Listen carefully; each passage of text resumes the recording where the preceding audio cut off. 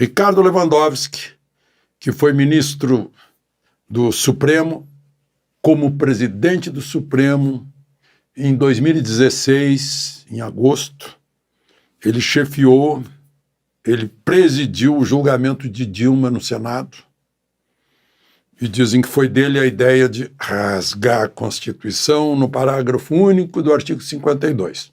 Qualquer pessoa que ler, vê que não é rasgável, não tem como separar. Está lá escrito, presidente condenado fica inelegível por 8 anos, fica impedido de ocupar cargo público por 8 anos. Está lá escrito, não tem nenhum C, nenhuma condicionante. Acho que foi a primeira agressão sofrida pela Constituição de 88. Depois se seguiram muitas. Ele saiu agora, ao completar 75 anos, e se tornou consultor jurídico sênior da JIS, dos irmãos Batista, Joesley e Wesley, com 250 mil por mês.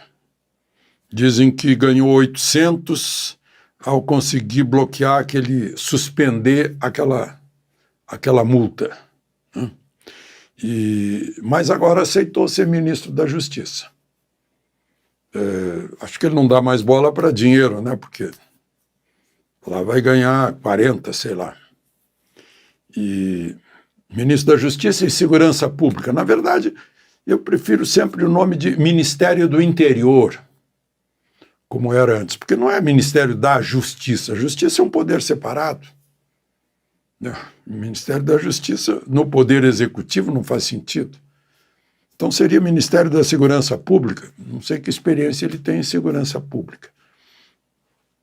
Mas acho que o número 2 de Dino, que foi interventor na segurança pública do Distrito Federal por causa do 8 de janeiro, não deve ter gostado, porque ele estava com a expectativa, o Ricardo Capelli, de ser guindado ao ministério. Largou tudo e saiu em férias. Não sei se pediu, já renunciou ao cargo, né? Porque vai ser o número 2 do Ministério da Justiça, um jovem baiano, advogado, que foi assessor de Lewandowski no Ministério, na Suprema Corte. Né? Se chama Manuel Carlos de Almeida Neto. Bom, então é isso. Agora, falando em Supremo, mais um que não foi inocentado, foi anulada a condenação de 24 anos de prisão. O Vacari Neto, que foi tesoureiro do PT, João Vacari Neto, por ter recebido dinheiro em 2010, teoricamente para aplicar na campanha. Né? O ministro Fachin considerou que a Justiça Federal do Paraná não era o Fórum U, não tinha jurisdição para isso. Ou seja, o CEP, foi engano de CEP. Então está tudo anulado. Só para lembrar, em 2021, Palocci, que confessou tudo, envolvendo inclusive Lula, também teve a condenação anulada. O interessante, a declaração, a nota que foi divulgada pelos advogados, pelo advogado de Vacari. Eu vou ler, porque vale a pena.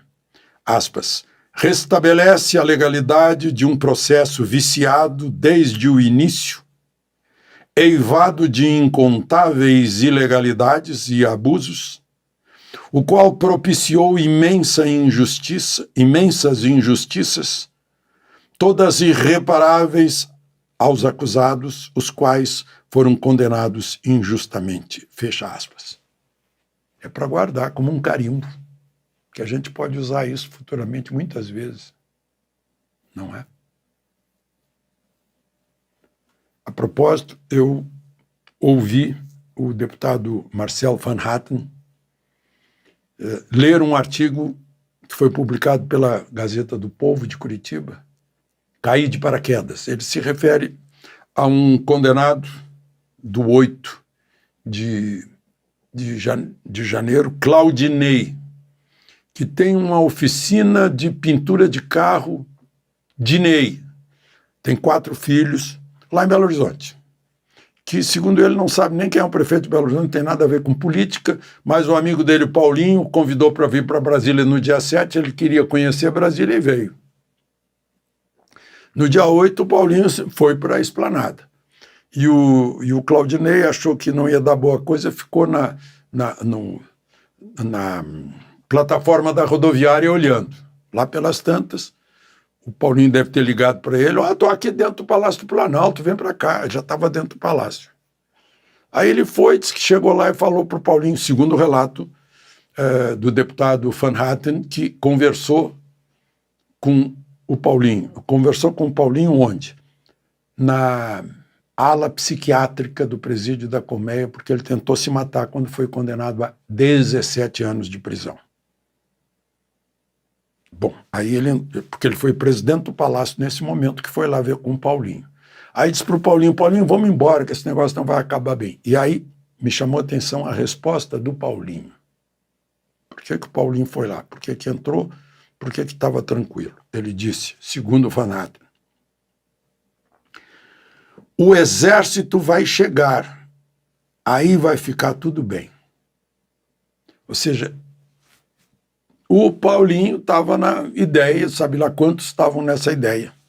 E aí eu lembro, eu li lá no Migalhas um artigo do grande jurista Ives Gandra Martins, dizendo o seguinte: eu mesmo dizia desde agosto de 22 que não haveria a menor possibilidade de golpe, porque as Forças Armadas não participariam nunca de um golpe de Estado.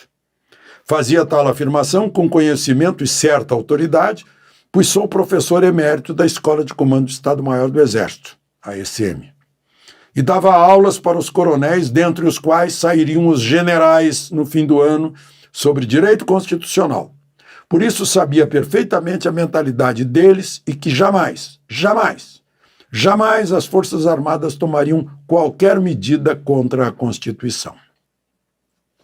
Aí ele acrescenta, estou convencido que o presidente Bolsonaro nunca pretendeu dar golpe, mas se pretendesse não teria conseguido apoio nenhum das Forças Armadas, cujos generais, 90%, pelo menos os generais daquela época, de 90 a 22, tiveram que suportar as minhas aulas e eu conhecia a sua maneira de pensar.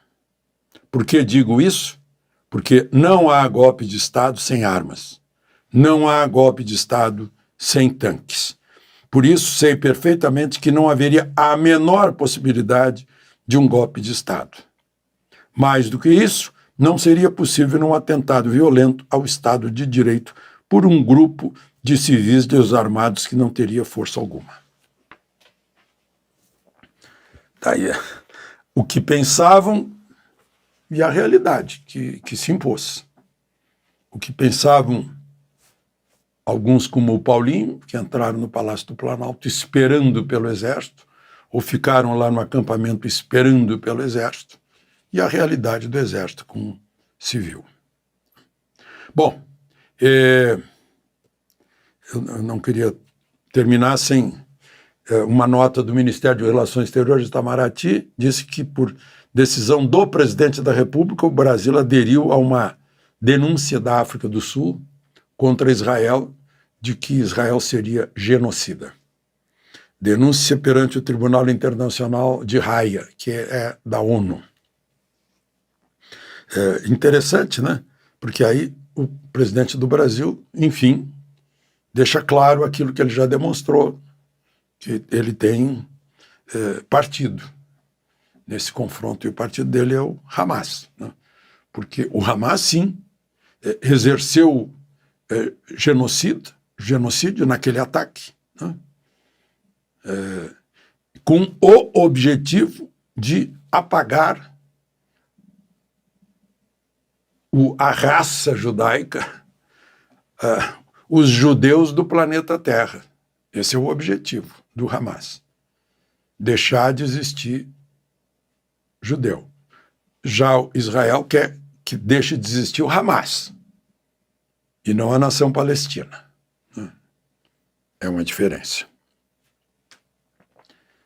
Tá aí, o Brasil agora, enfim, desagradou mais abertamente a Israel, sendo que havia um ponto de equilíbrio na nossa política externa, assim como havia em relação à Rússia e Ucrânia.